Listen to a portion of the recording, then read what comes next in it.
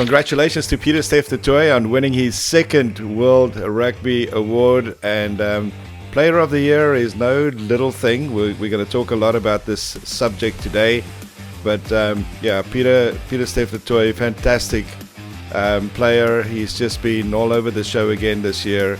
He's that sort of quiet guy who just bashes you from the side, and nobody expects it.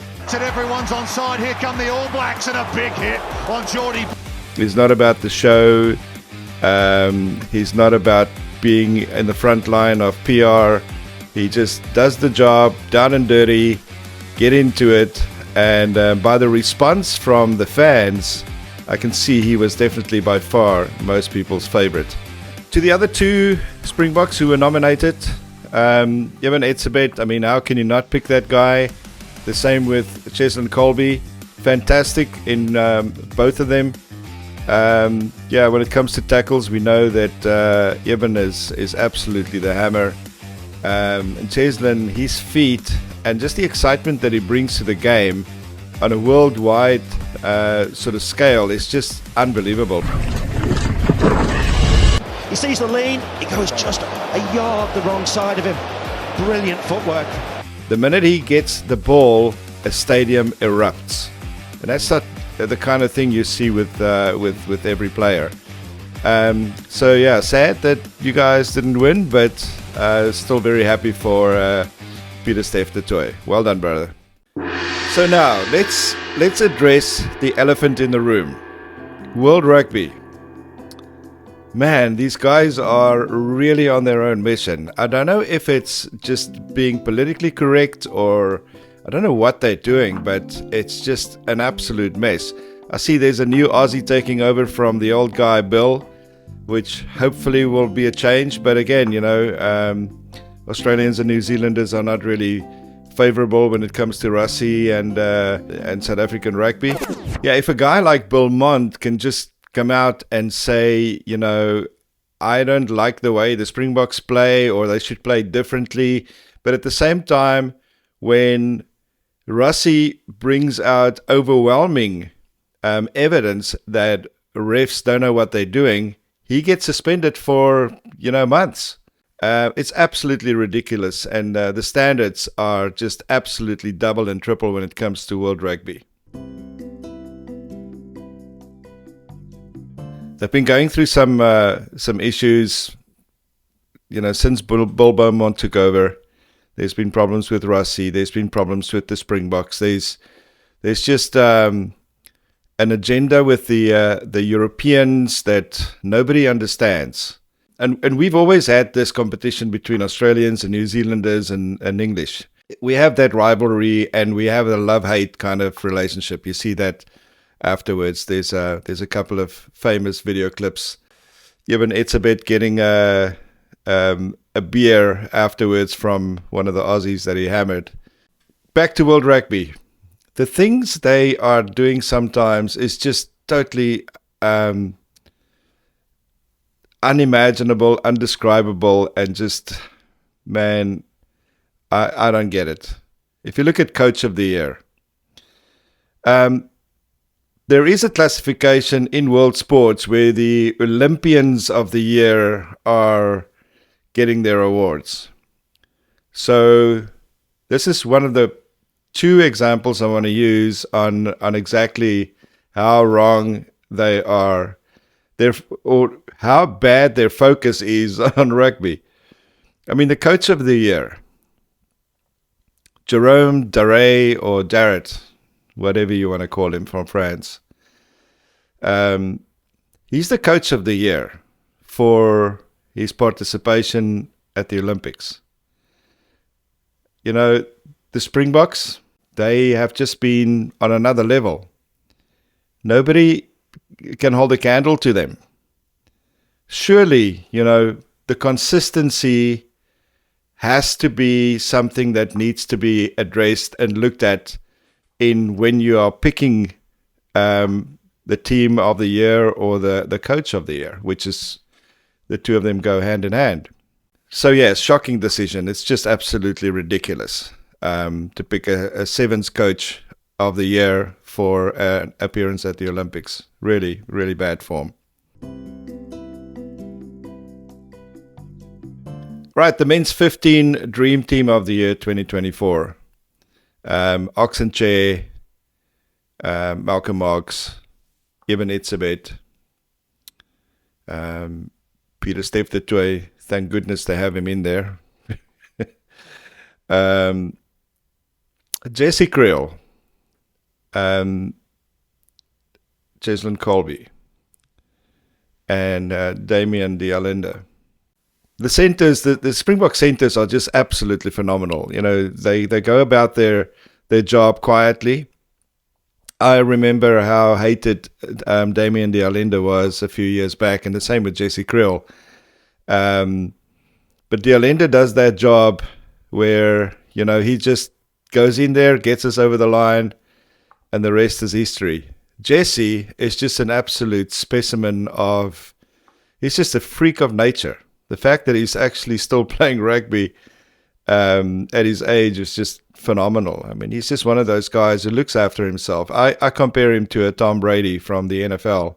He just doesn't put a bad thing in his body, and that's why he's so agile and strong and still fast. I mean, at this stage in his life, you know, he's still contending properly. So overall, I don't obviously agree with a lot of these guys, but yeah, it's World Rugby. So yeah, that's the men's 15 Dream Team of the Year 2024. Something that was really fun to watch during the Sevens was to see how the women's rugby evolve over the last probably 4 years mostly. But before that, I mean, a lot of work was done by Australia, New Zealand, England, and the major teams. Michaela Blyde was just phenomenal from a Sevens point of view for New Zealand. She's just one of those players, when she gets the ball, there's trouble. Olivia Apps from Canada. You always see her just about everywhere with her bald head, and it's she's just one of those. I compare it to James Dalton back in the day. She just doesn't stop. She's always going in, whether she's going to get hurt or not. She's there. Yeah, Madison Levi, man, what a player! Unbelievable player. I mean, it's you can go on this whole list. There's nobody in this list that shouldn't be there. Ilona Marr, fantastic player. It's just, they're all just really, this is the best Sevens Dream Team probably of the year. And I can probably put another one in there, but you can't say any of these girls shouldn't be there. So yeah, well done, World Rugby, for getting one right. Yeah, and then Women's Sevens Player of the Year, Madison Levi, Australia. I spoke about her just now, and she is, you hear the name Maddie Levi just about 100 times during the broadcast when they play a game. She is just that good. When she gets the ball, she does something with it, and with her sister in the team as well. The two of them are just phenomenal. I think Australia and New Zealand really has made World Rugby, or the Sevens part of World Rugby, fun to watch. So now to the big one. Very controversial, and everybody loves this guy, even South Africans, I understand that, but it's absolutely laughable that Antoine Dupont became the Sevens Player of the Year after he's been riding the bench for most part of the Sevens series of 2024. It's laughable. Honestly, there's no other way to describe it. He was riding the bench for most of his debut season, playing a handful of minutes, and there were actual players who deserved the honors, you know, who carried their teams through blood, sweat, and tears and sacrifice. But Dupont, on one tournament, again, the Olympics, gets the honors. It's ridiculous. Absolutely, astoundingly stupid and unfair. Very unfair. This is not just a bad joke. This is favoritism. Absolutely ridiculous. There's a lot of media reports out on this. One of them says DuPont's laughable contribution to sevens is now somehow worth more than the dedication of real players who live and breathe the sport. But of course, the French poster boy had to win.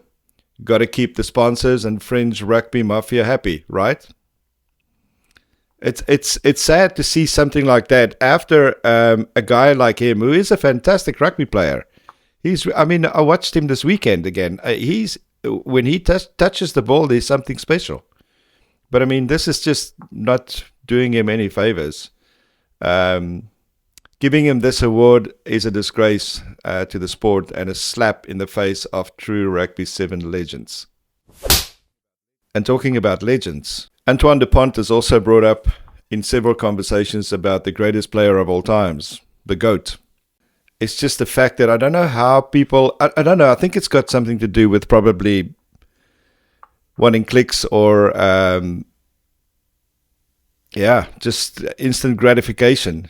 But, I mean, if you take Antoine Dupont and you take the French team back 30 years ago with a guy called Jean-Pierre Rive, everybody in France loved him. He was loved by the whole world. He had these flowing blonde locks and everybody just looked at the guy, and he was a hard player. He reminds me actually a lot of a guy like Rob Lowe in South Africa. And he was just one of those tough boys who just, how do you compare the two? It's different positions. It's a different time. The rules are different in rugby. How do you get to that point where you call somebody the greatest rugby player of all time? I just don't agree with that. So in conclusion, I really hope with some new blood coming in at the helm of World Rugby, that we'll address not just the player safety, but also the refereeing of it and the standards of it, and just try and give everybody a fair shake. I mean, that's what rugby is all about. It's a big money sport these days. It's not just for the love of the game. I think the guys who do well in the game are usually there for more than just money. This is probably one of the worst World Rugby Player of the Year events that I've witnessed in my lifetime. So we can just get better from here. Let's hope.